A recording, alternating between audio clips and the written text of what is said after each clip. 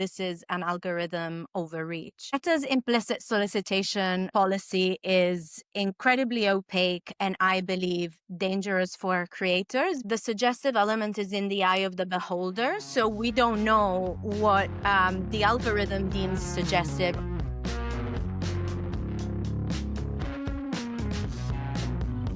Welcome to Crashed, the podcast about tech colliding with absolutely everything else, from business to religion to politics to the economy. Today, it's how tech innovation is running up against realpolitik in the budget, and with growing global majority creators saying they're being deleted by Instagram, is that good or bad for democracy? I'm Alex Hudson. And I'm Chris Stokel Walker. This is our emergency budget episode, Alex. It's not an emergency budget. I've always, ever since we started this podcast, I have wanted to do an emergency episode. And so this is our emergency budget episode on the budget that has been most trailed by anyone ever. It's a regularly scheduled thing about a budget where we already knew everything already. And there's not that much new in it except for bad knocks, attacks, and the OBR leaking it, which I suppose is a tech story. Is that a tech story? It is. I was looking for the tech angle and I found it in the OBR thing. I know nothing about it, but I'm intrigued as to quite how badly that went wrong. Anyway, before we get into that, the reaction from our last episode was actually really, really strong and really, really positive. And we had so much reaction on NVidia saying that we both, not just me, was guilty of word salad. It was me. And actually, I ended up having a really deep and thoughtful conversation about wealth distribution. So this is from Pordy. The richest 1% own 54% of the stock market. The richest 10% own 93%. Ownership concentration means the market will continue to be irrational because they have more money than they know what to do with. And I responded saying, that's a really interesting point. I have no idea how to answer that. Chris, answer that incredibly complicated question.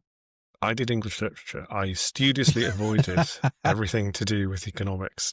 Didn't do it, mate. So have no idea. No, I mean, I'm meant to be able to pretend to waffle around this sort of stuff. I should do what Rory Stewart does, and I will confess later on to unfairly lambasting Rory Stewart at one point when he used ChatGPT live on air to try and describe what was happening in the last election. And I said that you should never use AI for this sort of stuff. But when you get dumped a 200-plus page budget document, I feel like you have to use it. But I just use the better version. So I use Notebook LM to make sure that I can actually check the sources. In terms of that question, I think that it is interesting. It tells us about the power dynamics that are going on in this world. And yes, truthfully, you're not going to be able to rationalize the decisions that Larry Ellison or Elon Musk or whoever makes. But I do think that we still need to be wary of that, because actually those people who are trying to make those decisions, they're not going to be thinking about the longer term consequences, because actually, does it matter if they wipe $500 billion off the market value of NVidia? Probably not.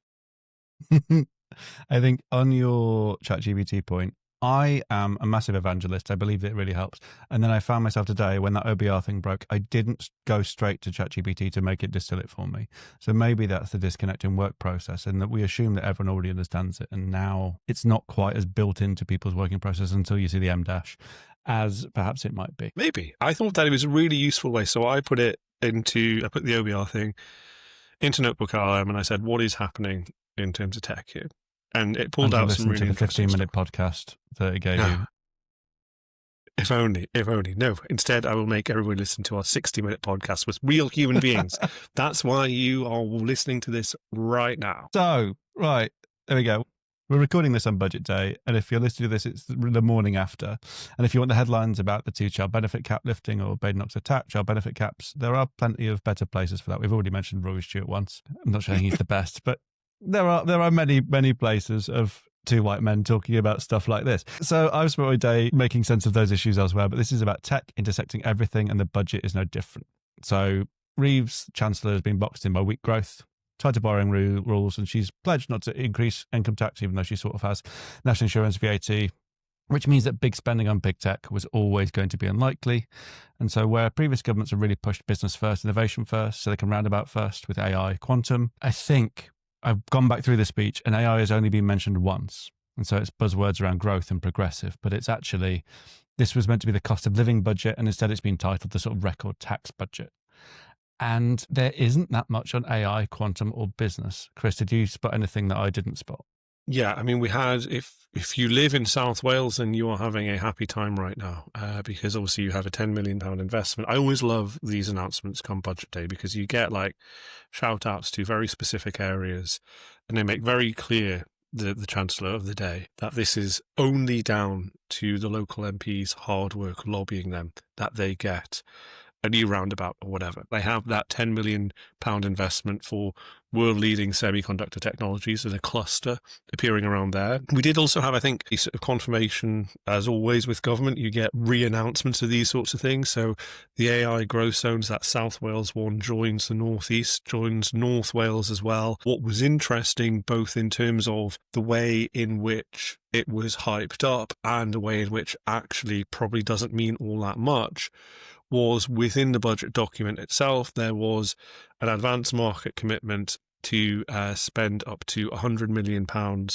on novel AI inference chips. So basically trying to enter the market and saying, we're going to splash the cash. But if anybody has been looking at the price of GPUs and now increasingly with Google entering the market, TPUs, 100 million won't get you all that much, to be honest. It's kind of like table stakes. So I think the reason, and I went into this thinking there was going to be lots of AI, because the second you say AI and quantum, it's great, wonderful, we're really pledging for the future. And actually, most of the science checks have been written. So there's £86 billion R&D, and there is a £55 billion commitment for DSIT, so the Department for Science, Innovation and Technology, and they are not being reopened. The quantum strategy sort of relaunched, but didn't relaunch between 2023 and 2024.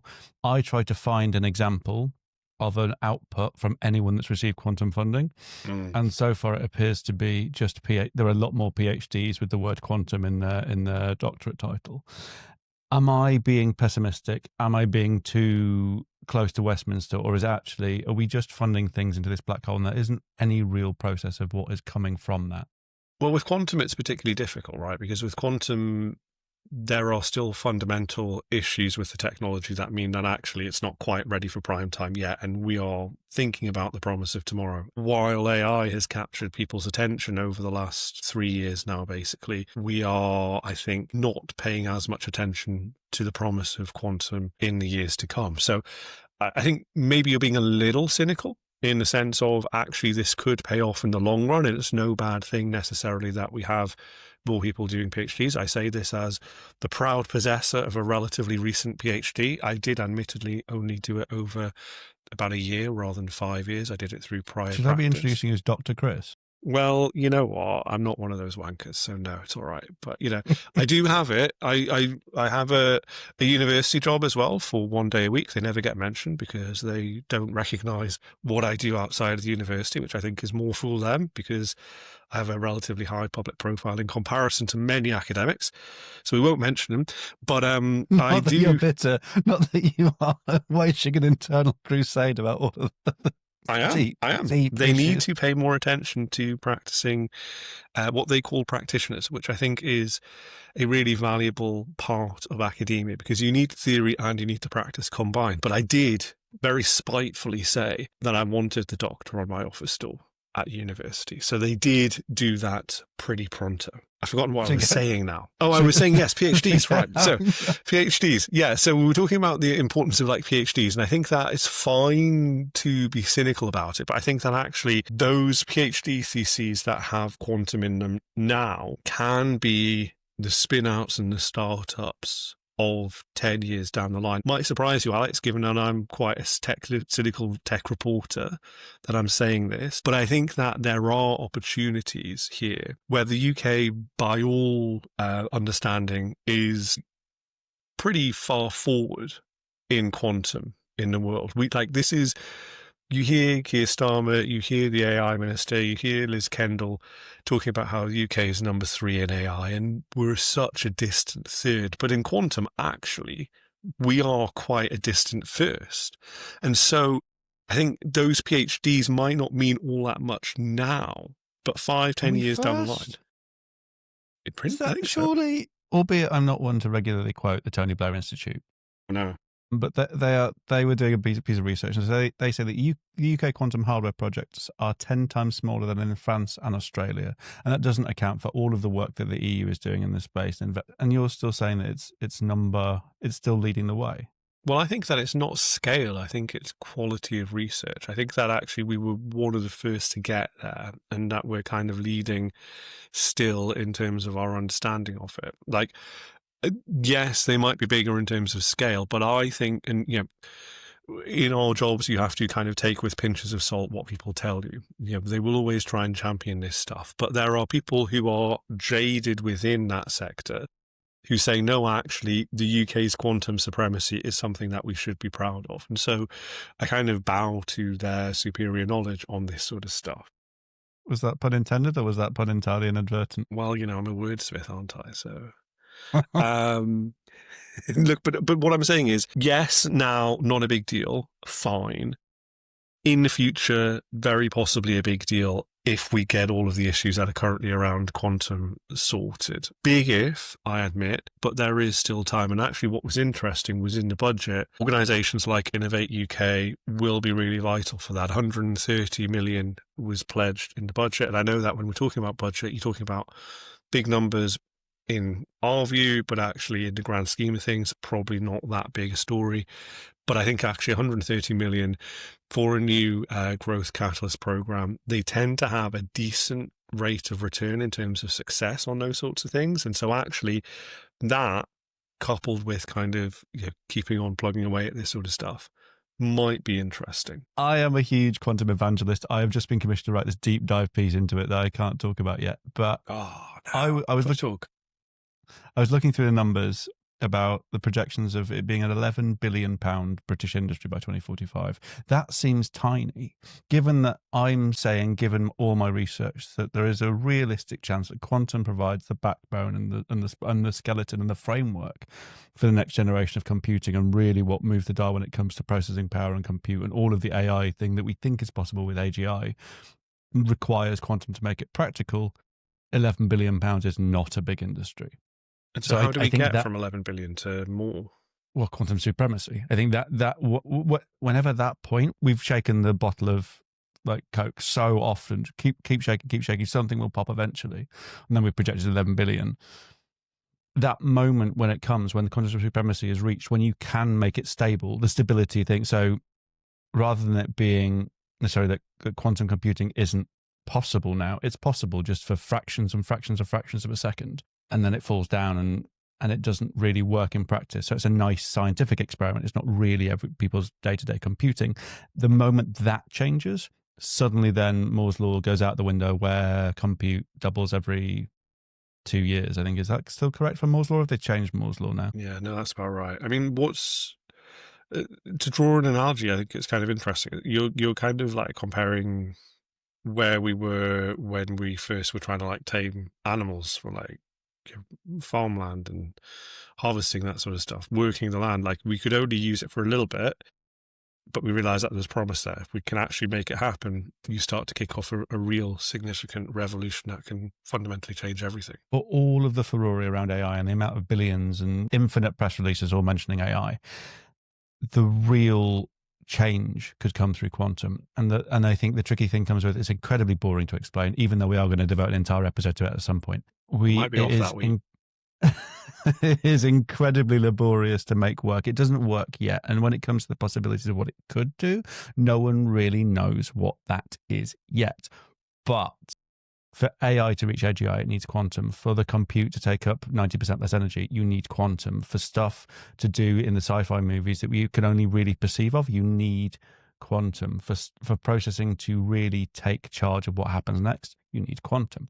So I think it is being under-resourced, it is being under-reported, and it is being under-explained because people just say infinite possibilities. It's not a zero, not a one, it's an infinite things, and people switch off immediately. Whereas AI, you can ask, what should I have for my dinner, and what do I need to eat to hit my macros, and it will give you a really clear answer. Quantum is a lot less sexy, but the possibilities are infinitely sexier than what is possible with just AI. The fundamental difference between you and me is, as soon as you said macros there, I was thinking about how is AI helping with Excel, whereas you were thinking about something entirely different. Can I talk to you about another gap in numbers between the promise and the potential, like you were talking about with quantum there? Are we still on the budget, or are we just We are on the budget still. No, we are. Absolutely. Yeah, but we are on the budget.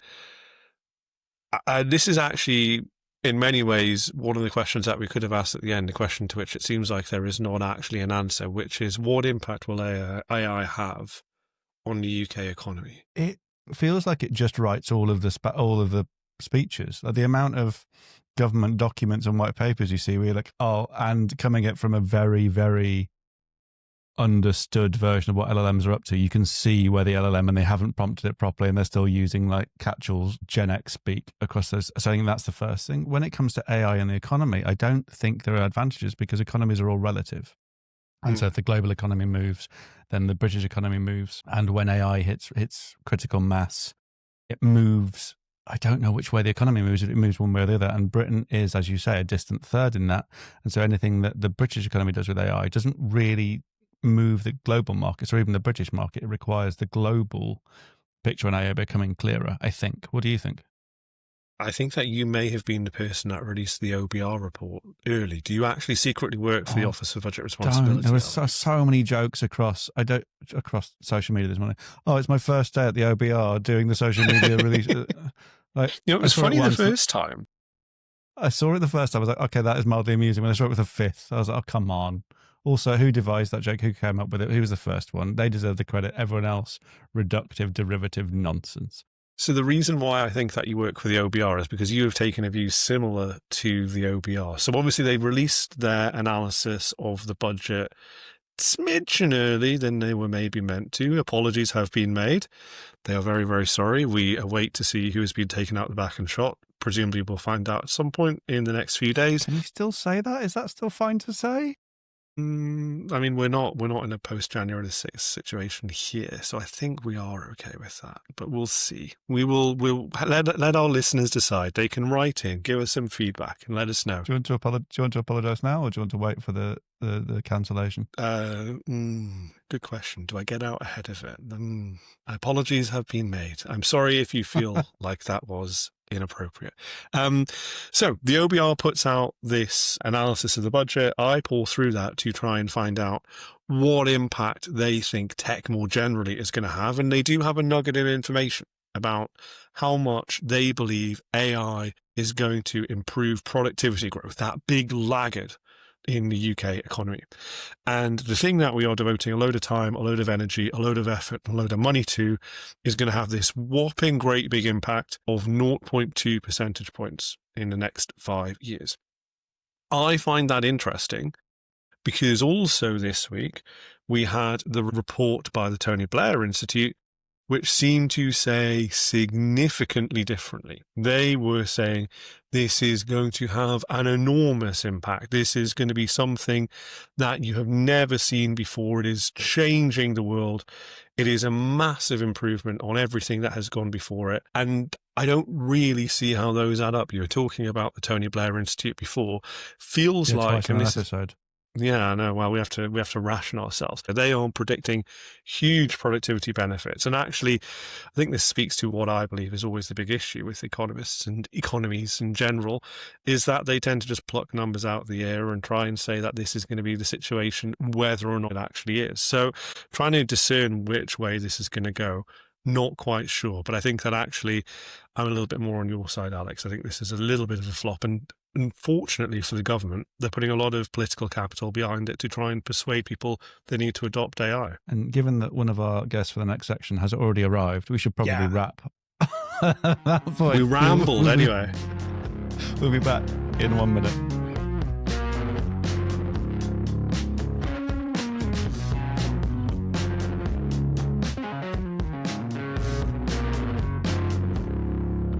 Welcome back.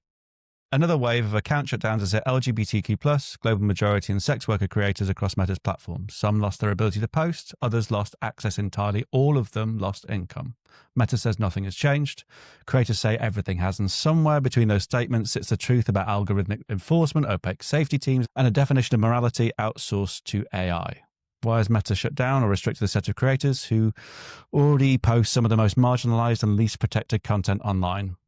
These are the LGBTQ+ creators of colour, sex worker communities, people whose work sit at the edge of Meta's evolving rules, if they are evolving, around safety, nudity, and what counts as adult content. So protesters, including one of our guests, has called it the digital erasure of queer communities. So let's get on to those guests. First, Maeve Joy, a poet, creator, performer, advocate for sex worker rights within sex work, whose work documents queer communities and gender-expansive life. Second, Dr. Caroline Are is a person who wears many hats.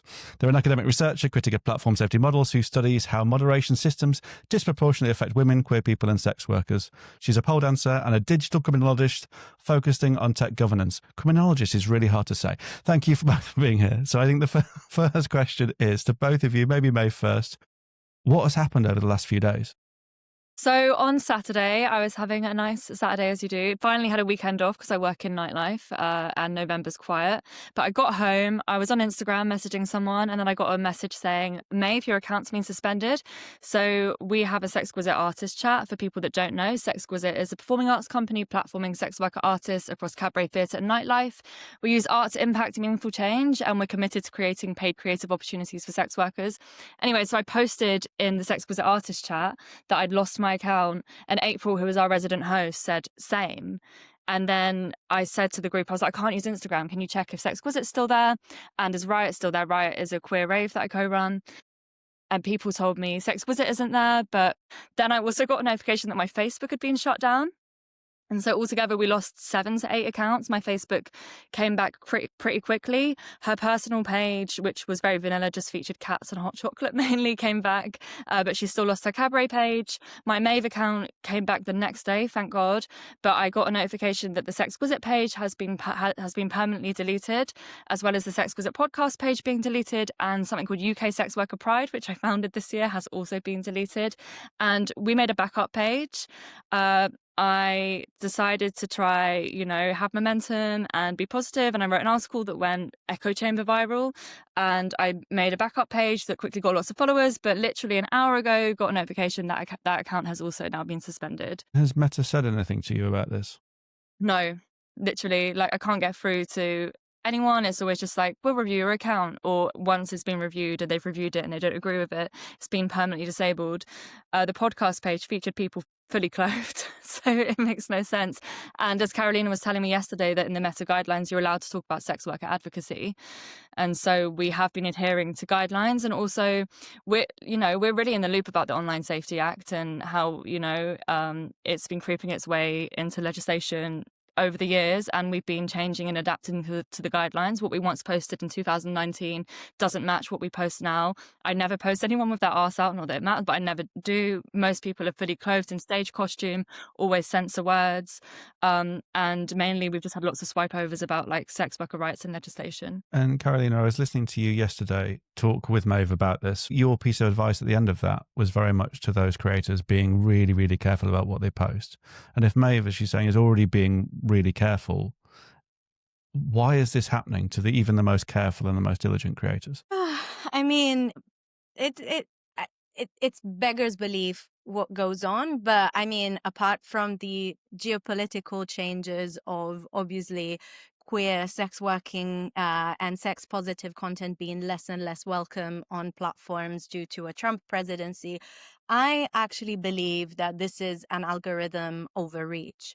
So some of you may remember, Chris certainly does because he was one of the first people to cover it, that there was a very wide purge of queer, kinky and sex working accounts from the London scene in 2023, which generated the Stop Deleting Us campaign with, protests outside Meta headquarters.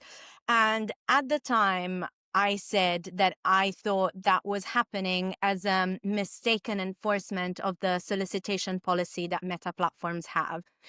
Meta's implicit solicitation policy is incredibly opaque and I believe dangerous for creators because it blends the suggestive element, which can be a picture, an emoji, a word, with the offer for communication. So saying link in the bio or hit me up in the DM or get in touch.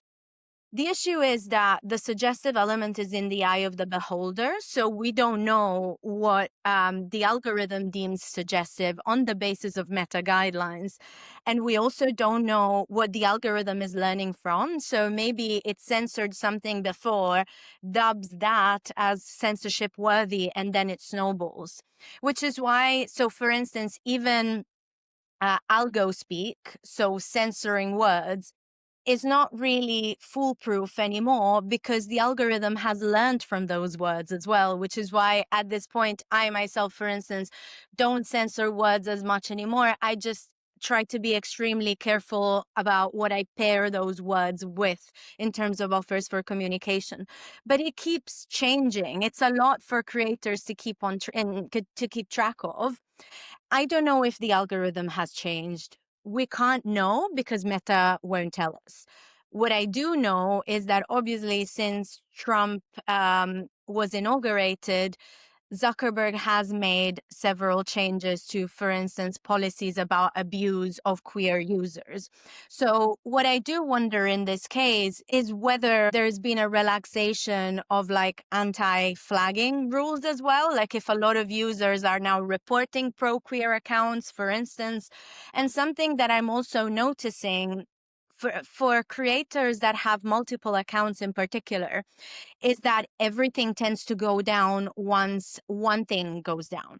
So, for instance, I knew of trans sex working competition organizer in the Italian pole scene who had her personal account deleted, her competition account deleted near the competition date. So that was extremely damaging. But also her retreat and her other competition deleted. So I think when the accounts are created by the same person, maybe with a similar email address or just IP address, they tend to go down because I don't know if you've been noticing, but on Meta or on Instagram now, you get a notification that says, we found some similar accounts to yours. And they are accounts that simply have a word similar to yours in their account. So for instance, for me, my account is blogger on Poll. So everyone that has Poll in their accounts, Meta flags them to me. So that makes it incredibly easy for a rival to then just go and report it. And if your account already contains things that are frowned upon by Meta policies, it's easier for that to go down.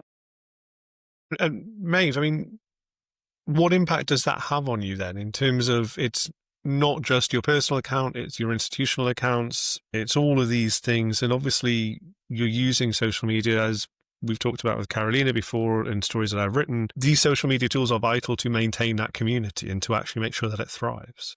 100%. The impact is layered and varied. I think most immediately we're going on tour next week in 3 different cities. We have residencies in 3 different cities and we often tour other UK cities. We create shows that platform sex workers, and so we create paid creative opportunities for sex workers. We employ people backstage. We employ administrators. I employ someone that helps to create content. And so all of these people's income, not just mine, is jeopardized as well. And creating paid creative opportunities for sex workers provides sex workers alternate work away from sex work.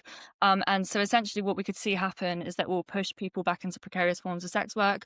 I speak for myself. I'm basically an ex-sex worker. I live off Sexquisite and Riot now. If these are taken away from me, then I'm not trained in anything else. Like I'm going to have to go back to in-person sex work, which isn't something that I wish to do personally.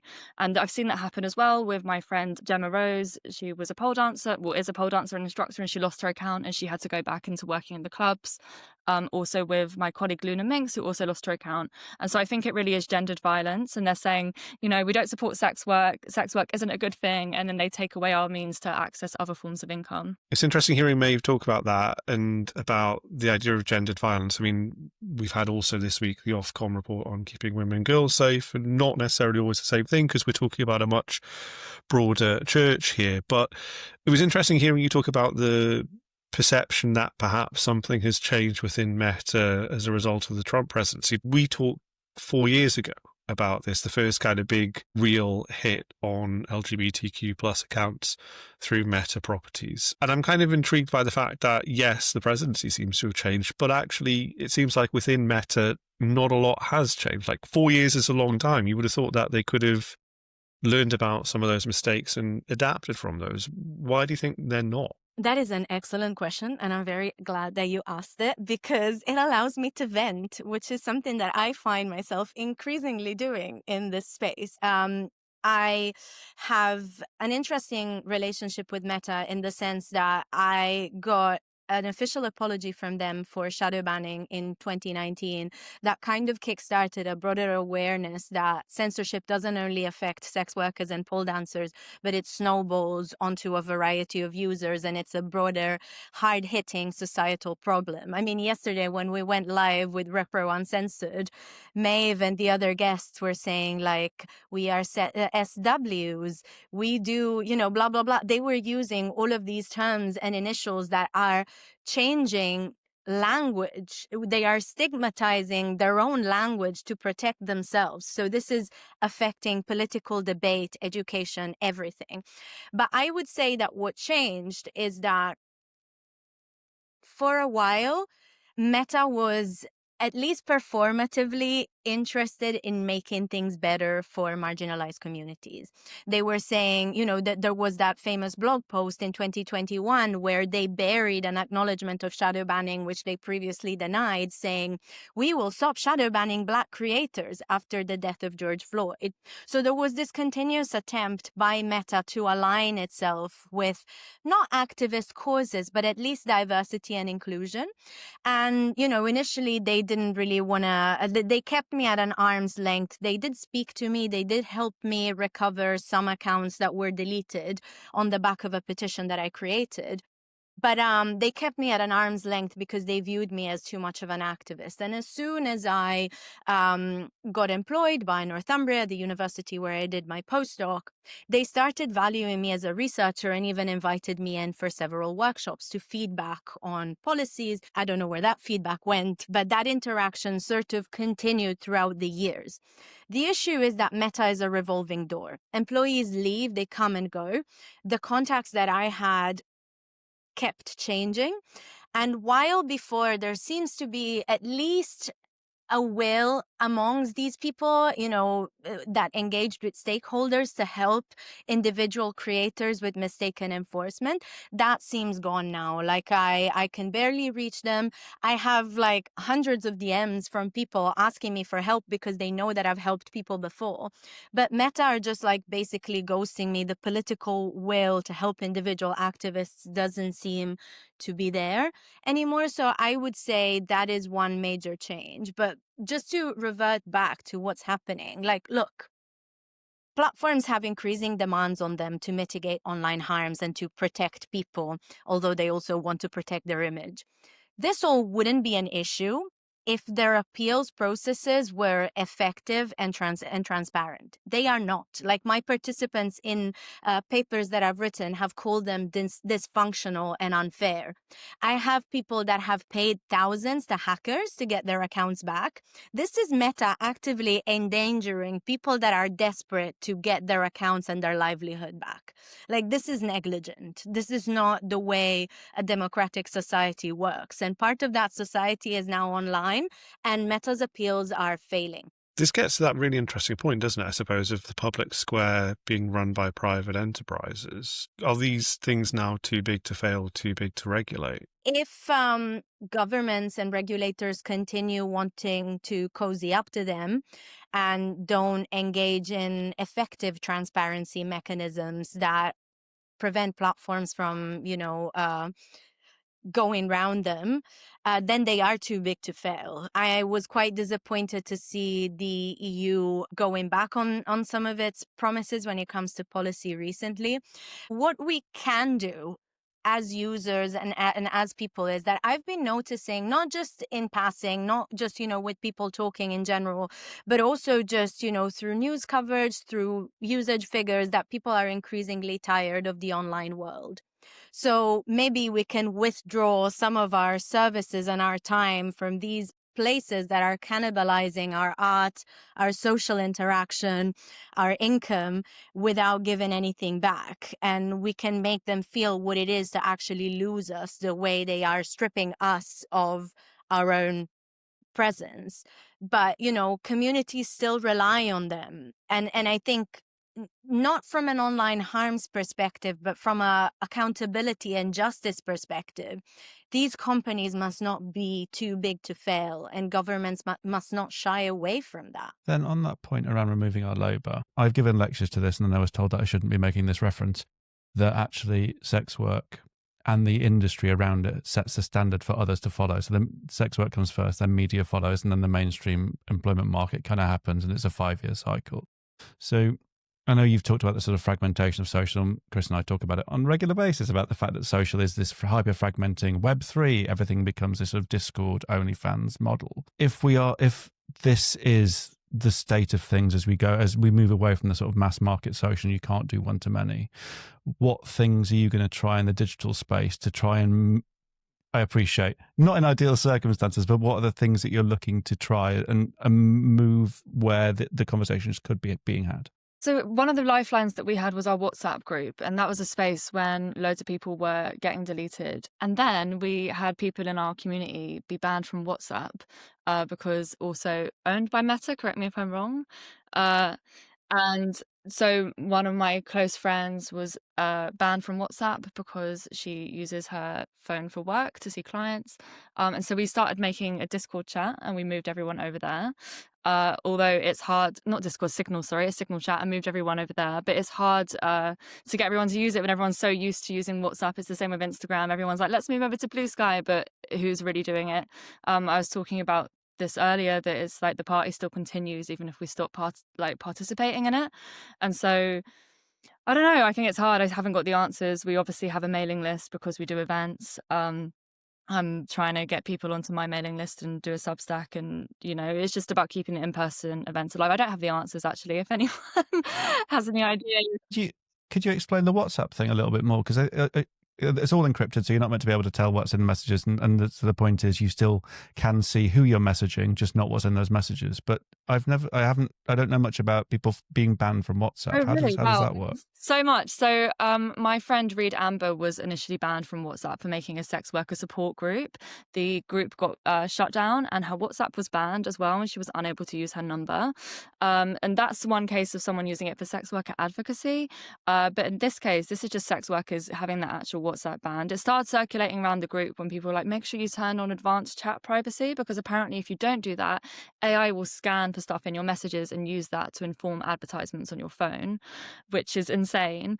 I don't think it's safe. And so we initially changed the chat from sex exquisite artist to SQ artist. I had in the bio in the picture one of our tops that says I'm a slut for sex worker rights. I changed that and put a picture of feather boas. Yeah, it's crazy. Again, we have asked Meta for comment on all of these sort of things we've talked about, but they have read my email many times because their email security means I can still trace that, but they have not responded to comments at the time of recording. I didn't know about WhatsApp banning conversations. That seems even wilder than the sort of put stuff in public, because there's no risk if it's a private WhatsApp chat, even if they're going the most tenuous of tenuous links. Anyway, what if Carolina or Maeve or both, maybe, if you had a direct line to Zuckerberg, because it feels like this is just a meta problem and it doesn't feel like the other social networks are working in the same way. If you had a direct line to Zuckerberg, what would your statement or sentence or paragraph, or however you want to phrase it, be directly to the leadership? Stop harming people, stop excluding people from society. I think it's really simple, and just let us exist. We wanted our Instagram back. We wanted full decriminalization of sex work. We wanted people to stop being arrested for transactional sex. We wanted no stigma and shame. We wanted to be able to talk about our work at Christmas dinner. We wanted to go on a date and not lie about it. All of this exists for us, and every day the real world outside of a sex positive echo chamber is dangerous and violent and not safe for us. And so denying us access to our digital communities, it just only increases that isolation and violence and exclusion that we already feel every day from wider society. I mean, my message to Zuckerberg and to tech bros really would be, you are not God. You do not have the knowledge, ability, or accountability. Not that I believe in God, but just saying, you don't have the tools and the knowledge and the accountability to preside over the whole of society. You just have money. What I find quite terrifying is that we've spent years of our lives being spoon-fed terrible American-made movies about bad guys versus superheroes. And then instead of having, I don't know, Batman or Iron Man in power, we have fucking Lex Luthor. I just think the message really is that these people should not be the arbiters of modern society, and they are. And we as a society, and particularly the US, is responsible for this because of the deregulation in telecommunications. And I don't know how we reverse that back, but there needs to be a transnational effort to reverse that deregulation so that these people stop acting like they're God. Because at present, they are, is it omniscient? How do you pronounce that in English? And there's too little accountability towards them. I mean, now we are speaking about the individual effects on creators and businesses, which is terrifying. But these platforms have been found to aid in genocides, to be created in ways that makes teens so mentally ill that some of them may take their own lives. These are harms that are affecting society deeply. And yet the blame is somehow put on individual creators and particularly sex workers who are just trying to survive. So I think something is broken, not just in the platform system, but in the online safety space as well, because we need to move away from individual accountability, and we need to move to a scrutiny of the sector that needs to be stripped of its God status.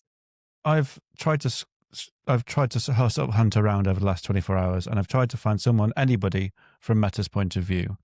And I have asked, I think, 9 people in total, and they've all pushed me off to other people, and Meta has not responded properly. And I've spent, because journalistically we should be balanced and we should try and work out what the truth is and all of these things. And I'm trying to find a counter argument for this stuff. And I'm like, okay, why has Facebook done this? Is it just for advertising revenue? Is it because sex gets people very scared? And is it because anything involving nudity, the whole Free the Nipple campaign, all those things, means that brands get frightened and it suddenly harms your advertising rates? Or is it a more fundamental question around the more traditional values of the US? And I've tried to bullet point it, and I've tried to make sense of it, and I've tried to understand, and I still don't fully know what the game, excluding the fact they want to be so safe and so vanilla about everything that anything that even remotely rocks the boat of orthodoxy gets taken down. And can you see how for a private business, I don't know, I think this is the argument that they would try and make, although we're trying to speak to them, they still won't come back, that for a private business, they have every right to make sure their brand is safe for advertisers and make sure their bottom lines are not harmed in any way. I mean, I can, but also they can't play it both ways, which is what they have been done for over a decade. They've marketed themselves as a public square, as Chris mentioned before. They've marketed themselves as a way to uplift businesses, just not all businesses. So which one is it? Just be honest.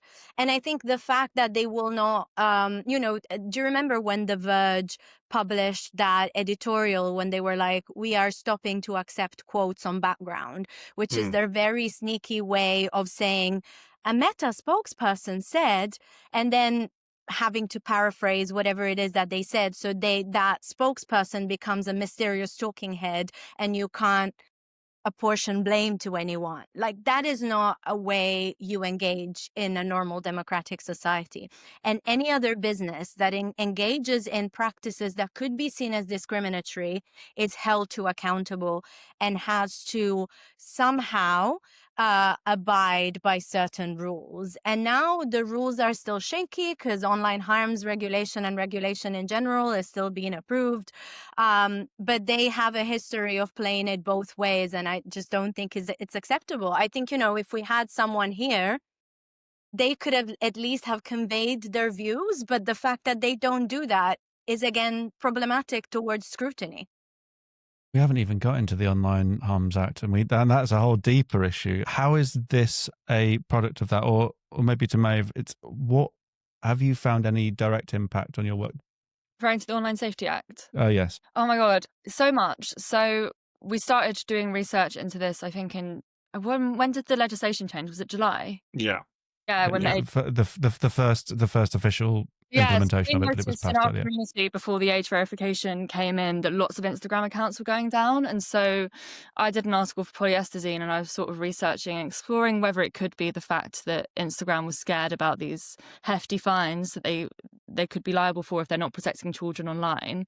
And I'm sure it's influenced by that. It must be, right? But there's other websites like Substack. Someone was saying they can't read my article because it's age verified, but they're not censoring me. And on Instagram, we saw that 18 plus accounts came in, and that's great. And it's like, if you still have that differentiation, why do we get kicked off the app? But yeah, absolutely. I think the Online Safety Act is impacting how we exist on social media, but beyond myself as an artist and events producer, we're seeing it impact sex workers. On escort sites, sex workers aren't able to have any implied nudity or full nudity or even in lingerie. People are being forced face out. Usually people blur their faces because there are extreme consequences with being out as a sex worker, such as exclusion from family, exclusion from relationships, you can't enter the USA if you've been an in-person sex worker in the last 10 years. Or you can have your child taken off you if you do in-person sex work and even online sex work. So the Online Safety Act is essentially forcing sex workers to be face out because you can't have anything that shows off your body. And also you need that to like sell your services, which is crazy. So yeah, one case that I know of is that my friend usually she would advertise online and she couldn't get any clients, so she ended up soliciting in the street, which is something that should never happen. And the Online Safety Act is quite literally pushing people offline. No one here debates that there are harms online and that children need to be protected and that there are horrible, horrible things happening. I think the issue is that an internet that is safer for sex workers is a safer internet for everyone. And harm-focused approaches tend to view sex work as a harm and not as a job. So although I must say that having, done a lot of public consultations with Ofcom and engaged with them a lot, they do mean really well. They show up to events by and for sex workers. They do a lot of research and solicit a lot of research into this stuff. I think when the focus is harms, this does tend to happen. So I think we need to, yes, focus on harms, but also on accountability and redress. All very clearly put. To the both of you, where can we find you both? If people want to continue the discussion, where's best to find you, particularly given your recent social media debacle? Yeah, usually I'd say find me on Instagram, but you still can find me. It's my name is Maeve, but it's a weird Irish spelling. It's Maedb Joy. You can also find me on Substack. Please head there, subscribe to me. It basically acts as a mailing list. I'm a writer as well, and so I'm constantly writing about my own experiences and what's happening for the community. Sexquisite, we were at sexquisite.events. RIP, deleted at 26k. But come to our shows. If you Google Sexquisite events, we have a website, we have a dice. We put on amazing shows that platform sex workers. We've got a show in London, 5th of December, a show in Bristol on the 11th of December, and a show in Manchester on the 12th of December. And you can find me pretty much all over the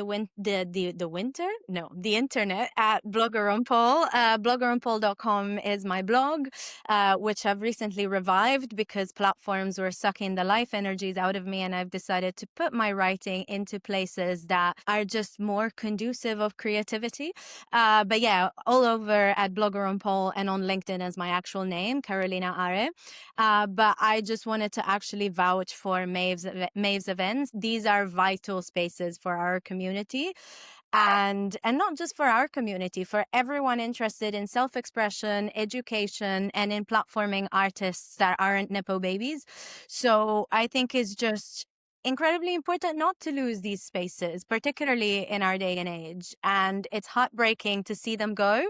And they're not the only ones. There have been swathes of deletions across Europe, particularly and as well. This is a big problem. And if you are listening and, I don't know, you work in regulation, you are part of the EU or, even Ofcom, a lot of the way platforms appeals work actually is not very compliant with regulations. So maybe look into that. Thank you both for taking time out of your afternoons for speaking to us. We'll be back in 2 seconds.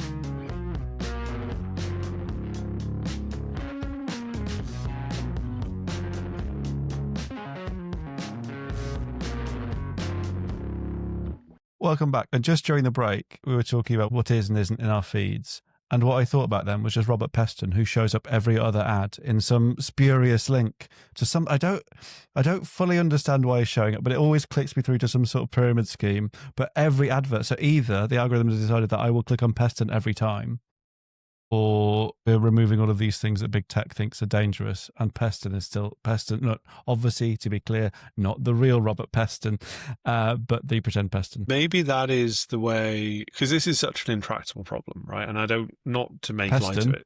Well, Peston and the repeated issues, but it's an issue that hasn't. We're aware of this now because it is either in our feeds or not in our feeds, and when it's not in our feeds, we recognise that it's gone. But sex workers, marginalised individuals have always faced these sorts of issues. It's a shame that we are unable as a society, particularly now that we're kind of doing this in a kind of quasi-public-private partnership way, where actually there is the investment and there is the time and the effort that could be put into this to try and solve this sort of thing, that we don't. But I was going to say, perhaps because this is such an intractable problem, we have hit upon a solution here, Alex, which is, I'm sure we can all agree that we would want our feeds to be more sex workers, more marginalised voices, and less Robert Peston. That is the official view of the Crashed podcast. So we've run very, very long. So we are going to go straight to the questions to which there are no answers, and mine is a directly related question. So is this sort of banning of these accounts and the fragmentation of social, is this the beginning of a broader retreat from public-facing social products across big tech, or is it just a blip? I think, and this is part of the problem, right, is it's really important and really good that we are having these conversations. But unfortunately, there is still this stigma. You might not know someone or know that you know them, but this will affect someone that you know, either directly or indirectly, first-hand or second-hand. Maybe it's not their accounts that are being deleted, but it's someone that they follow, someone that they trust, someone that they believe in their community, someone who gives them a sense of identity. So I think that, unfortunately, for a lot of people, they'll just walk on by. It's that bystander syndrome, right? Someone else's problem. They'll sort it out. It's not a blip either. And I think that's the big issue. We know that this happens time and time again. I talked there with Carolina about the fact that we've discussed this multiple times already. Maeve's resigned nature to the fact that this continually happens, I think, is indicative of how people within those communities approach this sort of stuff, which is, yeah, this has happened again. Yeah, we have to fight again to be able to get our voices. And that is, I think, a bigger issue. The real fundamental question to which there is no answer, at least not that I can see from the outside in, and I would hope that maybe those within these organizations are putting more effort into trying to find an answer to it, is what you do about it, because we can't just keep repeating this over and over again. So that is a deep way to think about this. So let me ask you a question, Alex, now. And this is a really important question, which is on a much less consequential issue on the face of it.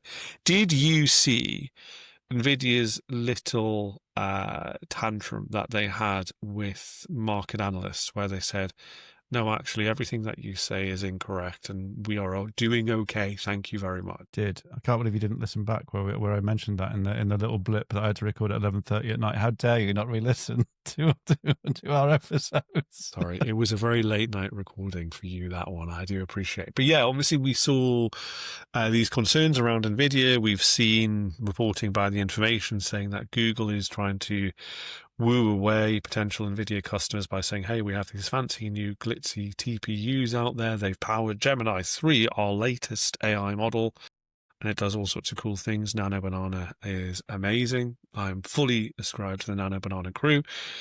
But it does pose this question, which has given the market a few jitters. Who is going to win this race? Is it going to be NVIDIA and their GPUs or Google and their TPUs? Chinese chips. Oh.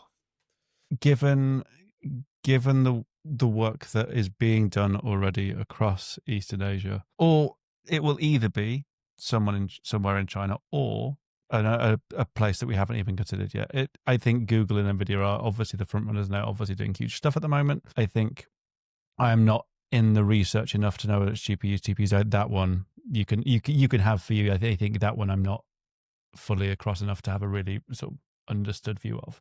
But when it comes to the companies and how they're going to operate, it will be who can produce it cheapest with a sort of 99% success rate, or above the 100% success rate, and that is likely to come from China or another emerging economy that is really invested in this space. What are the sort of fundamental differences between GPUs, TPUs, and how does that? What is the material difference? I mean, it's just basically Google says that this is an alternative. Like it's. I mean, they do work in different ways. So Google's is a tensor processing unit, NVidia's is a GPU graphics processing unit. I guess in many ways, Google's is the more attractive option if you are focusing on AI in sort of very detailed ways, because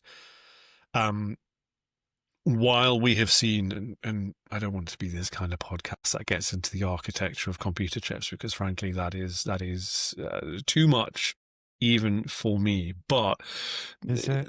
I think it's just enough, isn't it?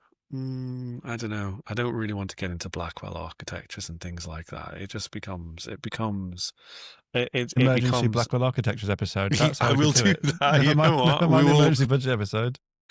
We can do an emergency Blackwell architecture episode, but Blackwell is kind of like an all new architecture and things like that, and you see the latest versions of their chips are really useful.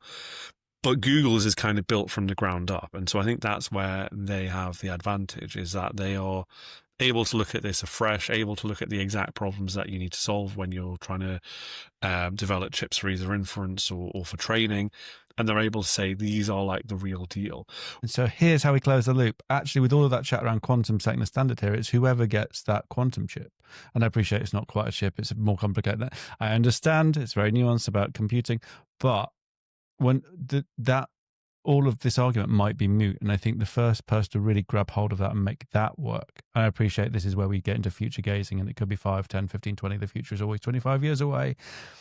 That's where the real winners could be. And it's if once quantum supremacy is reached, if those chips are so readily repeatable and copyable by people on different companies, and that is no given. It's expected in the same way that one GPU somewhere can be replicated relatively easily somewhere else. We're not 100% sure that the same can be true of quantum chips, even if they're possible. Tune up the band. Start playing Land of Hope and Glory. UK supremacy will win out. We are there. We will win this race. Crash, the jingoistic podcast filled with old and old songs. Do you really believe that? Do you really believe that Britain will win out? No, I didn't, but I gave you a perfect way out to start playing some music and fade out, and then you can actually give the exit. Crashed is an Everything Popular is Wrong production. Follow us on all your favourite podcast platforms. The title music is from Nuffer. Check them out on all of the streamers. We're hosted by Acast, assisted by Riverside Studios, and we are published every Thursday morning. If you want to get in touch and say how brilliant it is, you can get in touch with me at Alex Huds, ALEXHUDS on all of them, or Chris at Stokel on X and other networks. It becomes more complicated because he didn't get in early enough on the newer ones. We will be back next week.